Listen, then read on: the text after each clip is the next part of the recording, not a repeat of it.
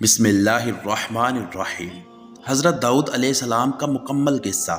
حضرت داؤد علیہ السلام کی زندگی کیسے گزری، حضرت داؤد علیہ السلام نے جالوت کے ساتھ جنگ کیسے کی، اور کیسے آپ کو اللہ تعالیٰ کی طرف سے معجزات عطا ہوئے۔ بنی اسرائیل کی رشد و ہدایت کے لیے تورات نازل کی جا چکی تھی، لیکن قوم شریعت موسوی کو فراموش کر کے راہ ہدایت سے بھٹک چکی تھی۔ اللہ نے راہ ہدایت کے لیے زبور نازل فرمائی۔ زبور کے لغوی معنوں میں سے ایک پارے اور ٹکڑے کے ہیں، اس کا ایک مطلب شعر بھی ہے۔ زبور تختی یا کتاب لکھنے کے معنوں میں بھی استعمال ہوا ہے۔ عربی شاعری میں زبور اور زبر کتابت، کتاب اور تختی کے معنوں میں کئی جگہ استعمال ہوا ہے۔ بنی اسرائیل کی رشد و ہدایت کے لیے اللہ تعالیٰ نے حضرت داؤد علیہ السلام کو منتخب فرمایا اور انہیں زبور کا تحفہ عطا کیا۔ زبور حمد و ثناء کبریہ سے معمور تھی۔ حضرت داؤد علیہ السلام ایک معجزہ اللہ تعالیٰ کی طرف سے عطا ہوا تھا کہ آپ مکمل زبور کی تلاوت اتنی مختصر مدت میں کر لیتے تھے کہ جتنی دیر میں گھوڑے پر زین کسی جاتی ہے۔ یوں آپ کا یہ معجزہ حرکت زبان سے تعلق رکھتا ہے۔ حضرت داؤد علیہ السلام اللہ کے برگزیدہ نبی تھے۔ اللہ تعالیٰ نے حضرت داؤد علیہ السلام کو یہ معجزہ عطا کیا تھا کہ جب آپ تلاوت فرماتے تو اس لحن کے باعث پرندے اور جانور تک وجد میں آ جاتے۔ اللہ تعالیٰ نے آپ کو ترتیل کا حکم عطا کیا تھا، جس کے باعث پہاڑ اور پرندے اور ان کی خوش الحان قرات میں آواز سے آواز ملا کر پڑھنے پر مجبور ہو جاتے۔ آپ کی آواز میں وہ نغمی مٹھاس اور ایسا زیر و بم تھا کہ شجر و حجر سبھی کو متاثر کرتا تھا۔ ہوا میں اڑتے ہوئے پرندے رک جاتے۔ اللہ تعالیٰ کے حکم سے پہاڑ بھی صبح و شام ان کے ساتھ تسبیح کرنے پر مامور تھے۔ کائنات کا ہر ذرہ حمد و ثنا کرتا ہے، بے شک ہم نہ سمجھ سکیں۔ صحیح حدیث میں ہے کہ ایک رات صحابی رسول حضرت ابو موسیٰ اشعری تلاوت فرما رہے تھے۔ رسول کریم صلی اللہ علیہ وسلم دیر تک سنتے رہے، پھر خوش ہو کر فرمایا کہ آج مجھے لحن داؤد علیہ السلام کا کچھ حصہ مل گیا ہے۔ حضرت داؤد علیہ السلام سے پہلے بنی اسرائیل میں یہ سلسلہ قائم تھا کہ حکومت ایک خاندان اور نبوت و رسالت کسی دوسرے خاندان سے وابستہ ہوتی تھی۔ حضرت داؤد علیہ السلام کے عہد میں یہودا کا گھرانہ نبوت اور فراہم کا خاندان حکومت و سلطنت سے سرفراز تھا۔ حضرت شمائل کے عہد میں لوٹ مار اور حملہ آوروں کا زور بڑھتا ہی جا رہا تھا۔ بنی اسرائیل نے آپ علیہ السلام سے درخواست کی کہ آپ اپنے بیٹوں کی بجائے کہ وہ شرائط بادشاہت پر پورے نہیں اترتے، کسی اور کو بادشاہ مقرر کر دیجئے جو ظالموں کا مقابلہ کرنے کی طاقت و قوت رکھتا ہو۔ بنی اسرائیل کے اصرار پر آپ نے طالوت نامی شخص کو بادشاہ مقرر کیا، جو بہت بہادر اور جری تھا، جس نے نہایت سمجھداری سے مجاہدین کا انتخاب کیا جو دشمن سے مقابلے کے لیے آگے بڑھا۔ ابھی مجاہدین میدان جنگ تک نہ پہنچے تھے کہ راستے میں ایک نہر آ گئی۔ گرمی کا موسم تھا، سبھی پیاسے ہو رہے تھے، سبھی کو پیاس لگ رہی تھی، گرمی کی شدت بہت زیادہ تھی۔ طالوت نے اپنے مجاہدین کی صبر و برداشت اور ہمت و حوصلہ آزمانے کی خاطر حکم دیا کہ کوئی بھی ایک چلو سے زیادہ پانی نہ پیے گا، چند ایک کے سوا۔ سبھی نے حکم عدولی کی۔ پھر جب طالوت فوجیں لے کر باہر نکلا تو اس نے کہا، یقیناً اللہ تم کو ایک نہر سے آزمائے گا، جس نے اس کا پانی پی لیا وہ میرا نہیں، اور جس نے اس کے پانی کو نہ چکھا وہ میرا ہے، مگر ہاں جو اپنے ہاتھ سے ایک چلو بھر لے۔ پھر ان میں سے سوائے چند کے سب نے اس سے پانی پی لیا۔ لشکر میدان جنگ پہنچا۔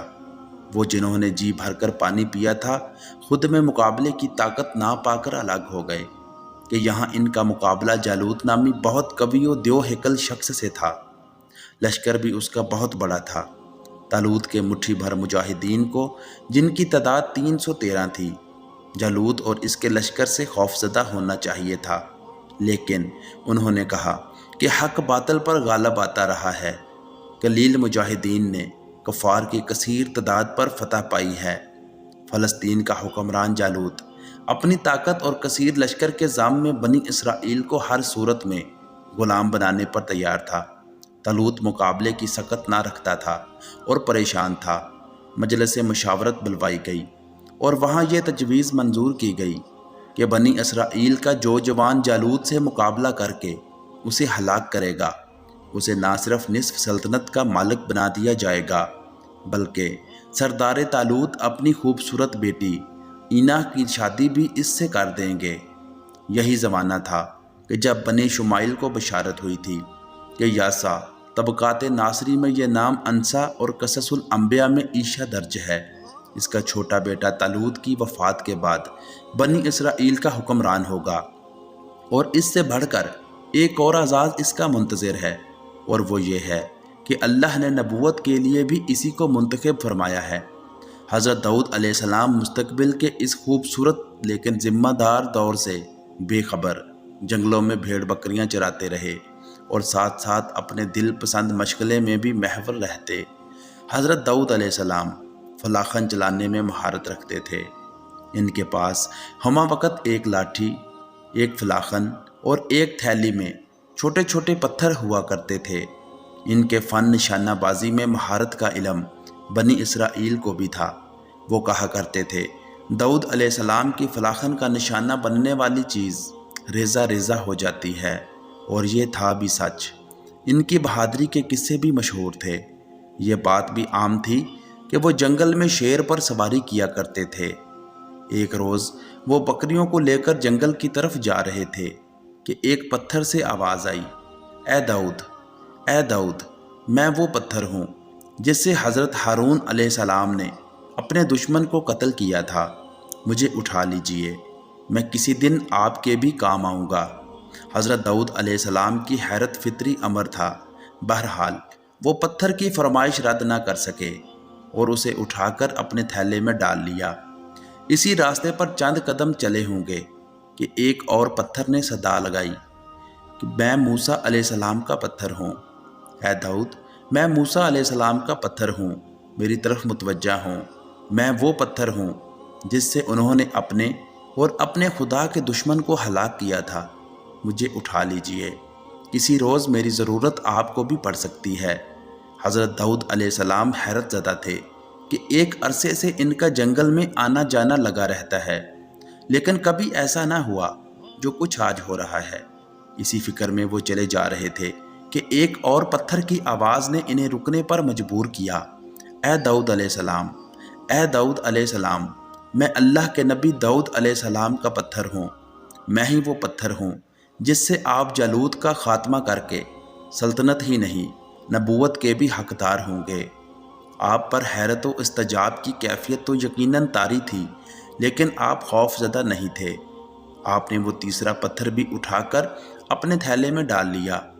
ابھی وہ پتھر بقیہ دو پتھروں سے ٹکرایا ہی تھا کہ حضرت داؤد علیہ السلام کے دیکھتے ہی دیکھتے تینوں پتھر ایک دوسرے میں ضم ہو کر ایک بڑے پتھر کی شکل اختیار کر گئے۔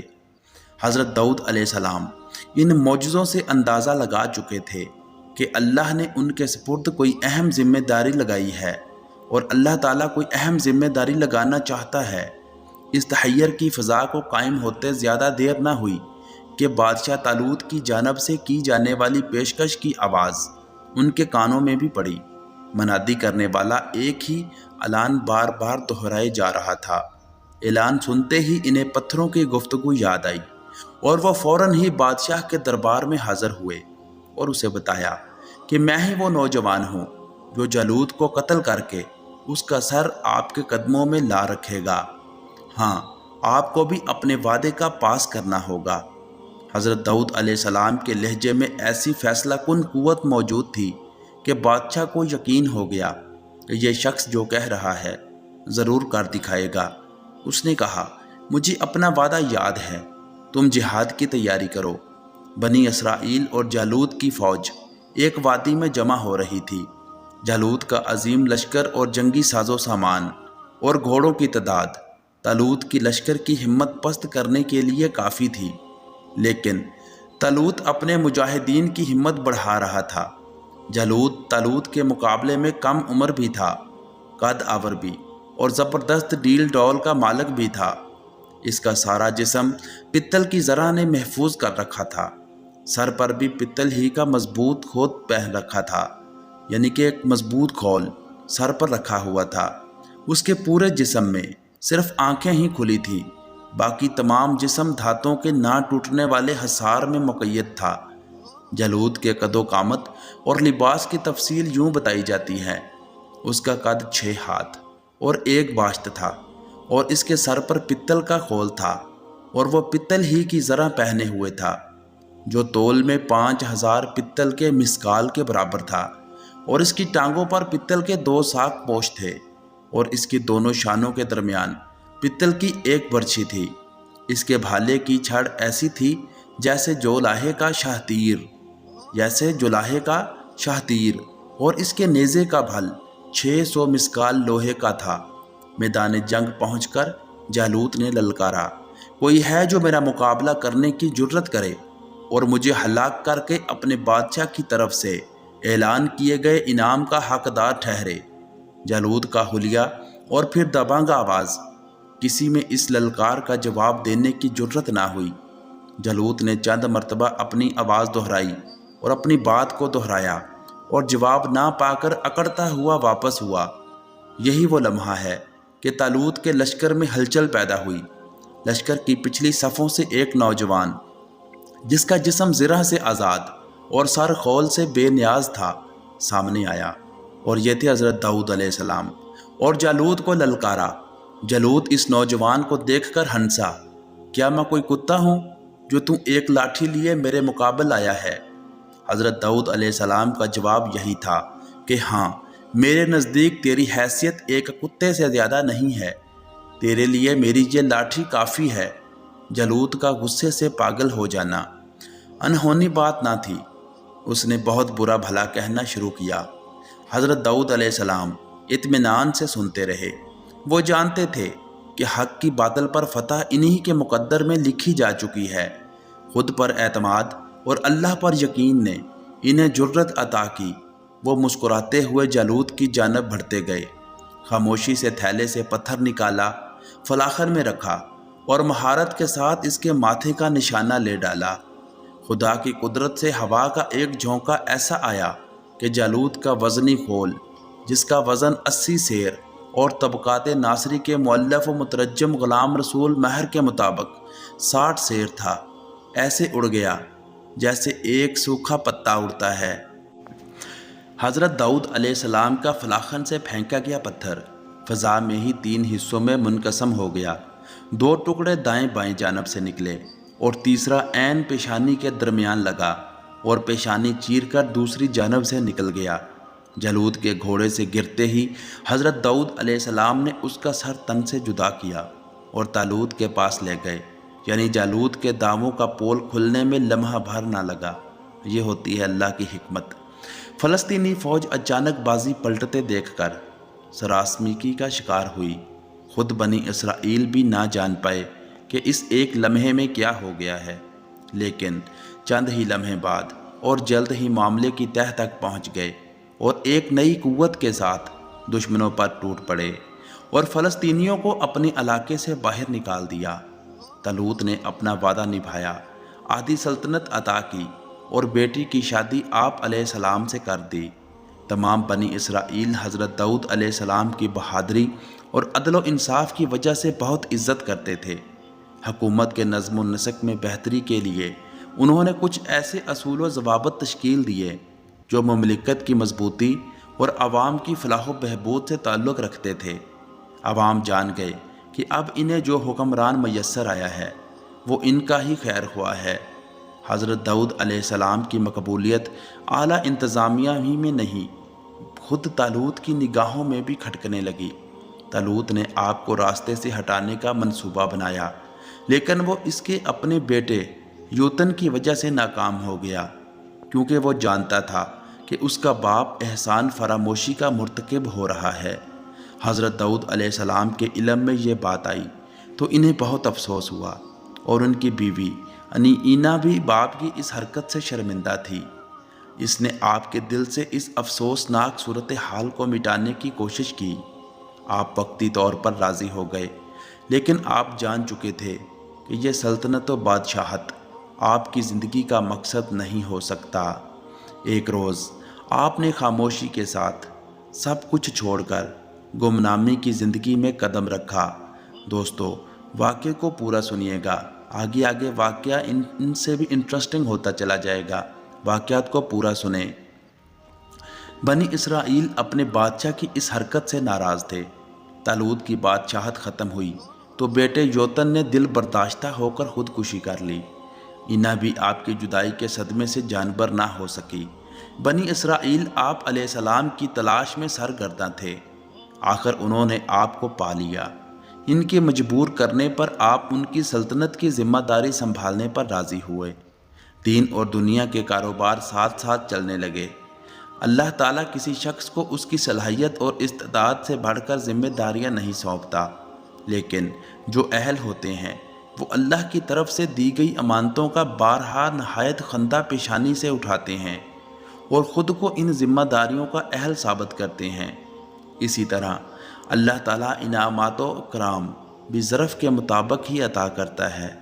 حضرت داؤد علیہ السلام اللہ تعالیٰ کے برگزیدہ پیغمبر اور اللہ کی طرف سے سونپی گئی نبوت و بادشاہت کے ذمہ داریوں میں اور اس کی عطا کی گئی نعمتوں پر ہمیشہ رب ذوالجلال والاکرام کے شکر گزار رہے اور اپنے فرائض کی ادائیگی میں ہمیشہ مصروف عمل رہے۔ آپ کی زندگی اور آپ کی حکمت و دانائی کے سبب آپ کی سلطنت بہت وسیع ہو گئی تھی۔ آپ علیہ السلام بنی اسرائیل کی ہدایت و رہنمائی کے لیے مبعوث ہوئے۔ آپ کا سلسلہ نسب 11 پشتوں سے حضرت ابراہیم علیہ السلام سے جا ملتا ہے۔ حضرت داؤد علیہ السلام کے حلیہ شکل و صورت اور کردار کے بارے میں کہا جاتا ہے کہ ان کی شخصیت انتہائی مسحور کن تھی۔ حسین و متناسب خد و خال کی بنا پر دیکھنے والوں کو بھلے لگتے، پھر سرخ و سفید رنگت نیلی آنکھیں متاثر کرتی تھیں۔ حضرت داؤد علیہ السلام کا ذکر قرآن کریم کی 9 سورتوں میں 16 مرتبہ آیا ہے، بعض مقامات پر مختصر اور بعض جگہ تفصیل سے، چنانچہ سورۃ البقرہ، سورۃ النساء، سورۃ المائدہ، سورۃ الانعام، سورۃ الاسراء، سورۃ الانبیاء، سورۃ النمل، سورۃ سبا اور سورۃ صاد میں آپ کے حالات و واقعات اور رشد و ہدایت کا بیان ہے اور اللہ تعالیٰ کے انعاماتوں کا ذکر ہے۔ ترجمہ: اور ہم نے اس داؤد علیہ السلام کو مضبوط ملک عطا کیا اور حکمت سے نوازا اور حق و باطل کے فیصلے کی قوت عطا کی۔ ترجمہ: اللہ نے ان کو حکومت بھی عطا کی اور حکمت بھی، یعنی نبوت بھی، اپنی مرضی سے جو چاہا سکھایا۔ عام نبیوں اور رسولوں میں حضرت آدم علیہ السلام کے علاوہ صرف حضرت داؤد علیہ السلام ہی وہ پیغمبر ہیں کہ جنہیں قرآن کریم کے خلیفہ کے لقب سے یاد کیا گیا ہے۔ حضرت آدم علیہ السلام سے حضرت داؤد علیہ السلام کی ایک نسبت اور بھی ہے۔ حضرت ابو ہریرہ رقم طراز ہیں۔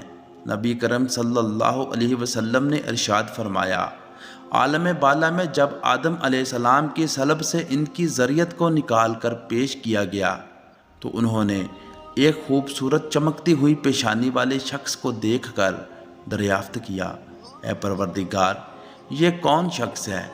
جواب ملا، تمہاری ذریت میں سے بہت بعد میں آنے والی ہستی داؤد علیہ السلام ہے۔ حضرت آدم نے عرض کیا، اس کی عمر کیا مقرر کی گئی ہے؟ ارشاد ہوا کہ 60 سال۔ حضرت آدم علیہ السلام نے عرض کیا، الہی، میں اپنی عمر کے 40 سال اس نوجوان کو بخشتا ہوں۔ مگر جب حضرت آدم علیہ السلام کی وفات کا وقت آ پہنچا تو حضرت آدم علیہ السلام نے ملک الموت سے کہا، ابھی تو میری عمر کے 40 سال باقی ہیں۔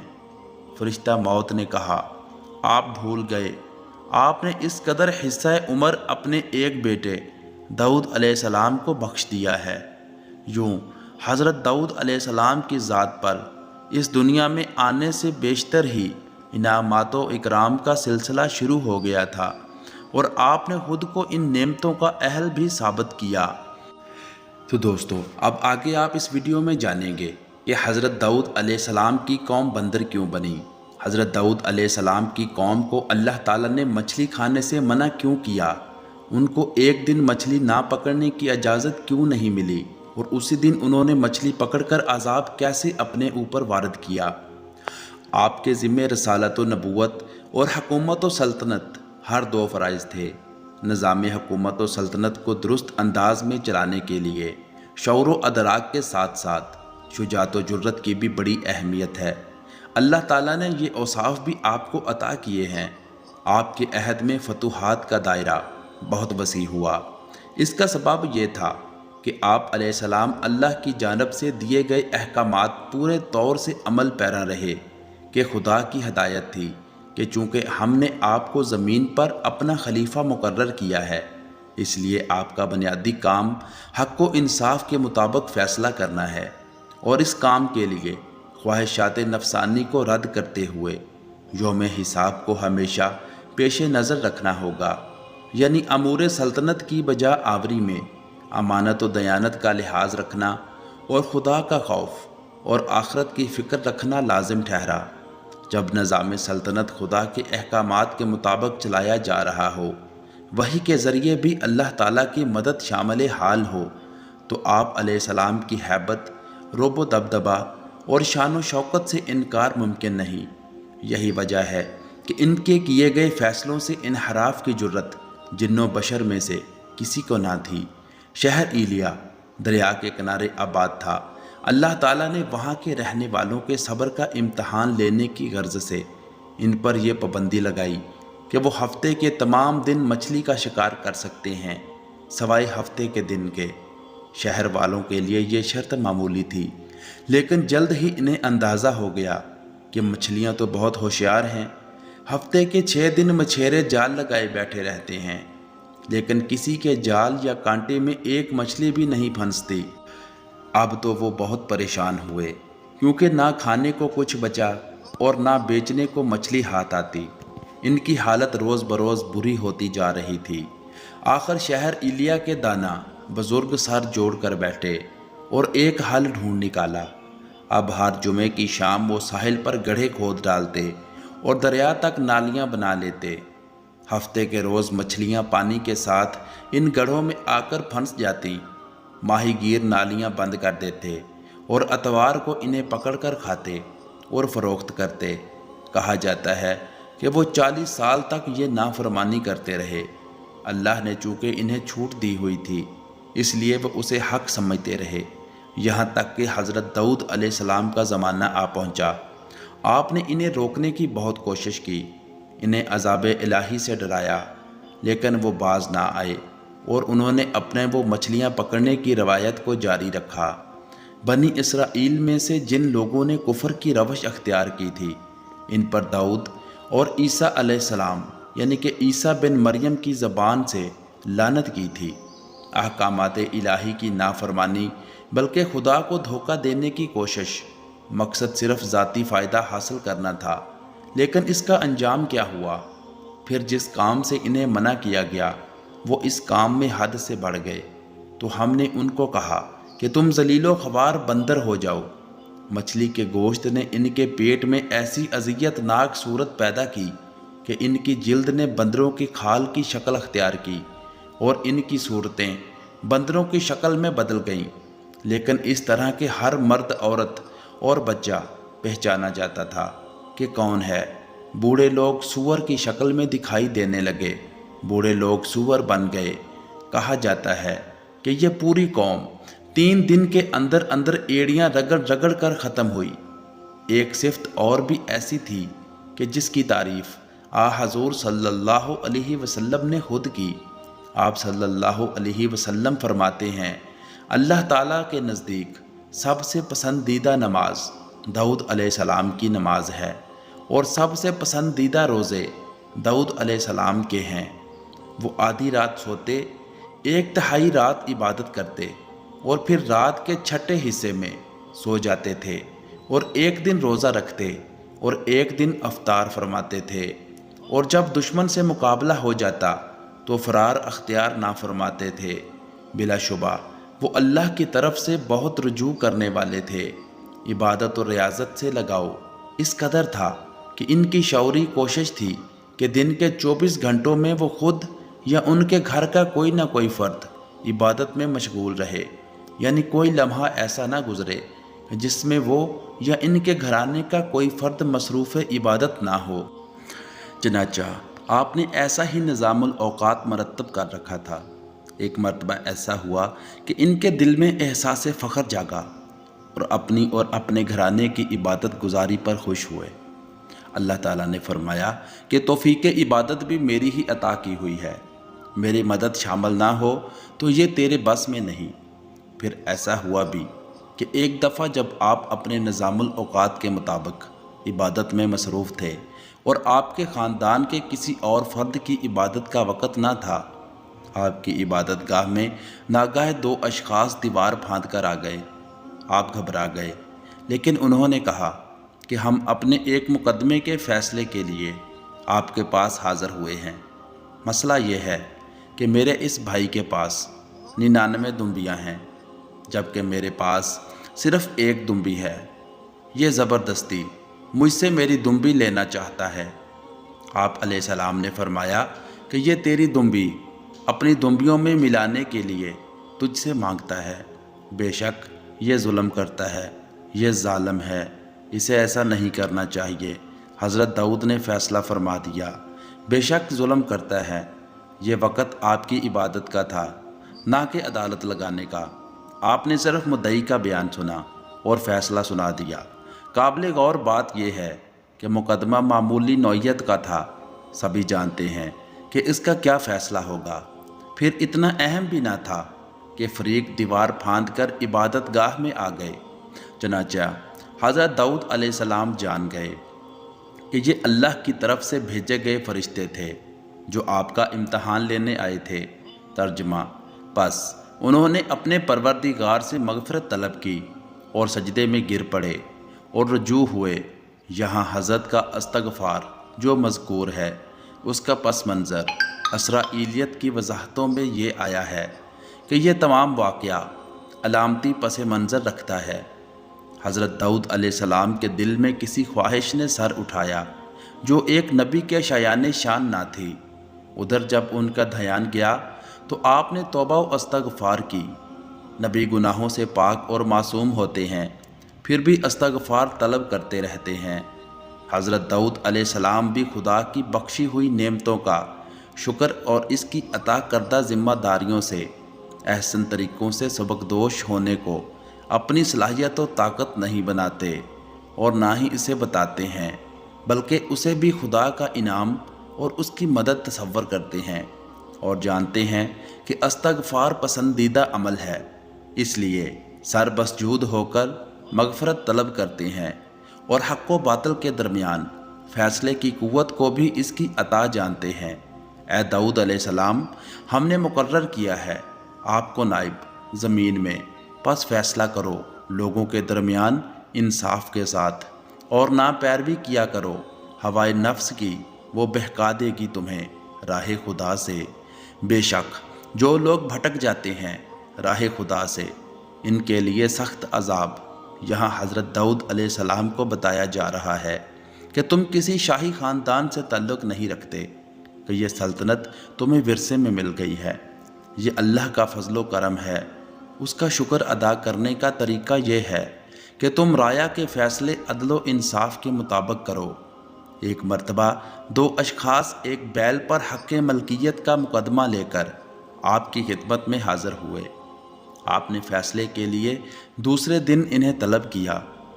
रात को ख्वाब में हुक्म हुआ कि दावादार को कत्ल कर दिया जाए। सुबह जब दोनों हाज़िर हुए तो आपने मुद्दई को कत्ल करने का हुक्म सुना दिया। वो बहुत हैरान हुआ कि बैल भी मेरा और सज़ाए मौत भी मुझे ही सुनाई जा रही है, ये तो मेरे साथ ज़्यादती है। वो जान गया। बहरहाल उसने कहा कि आया हज़रत दाऊद अलैहिस्सलाम, उसको वही के ज़रिए असल वाक़े का इल्म हो चुका होगा।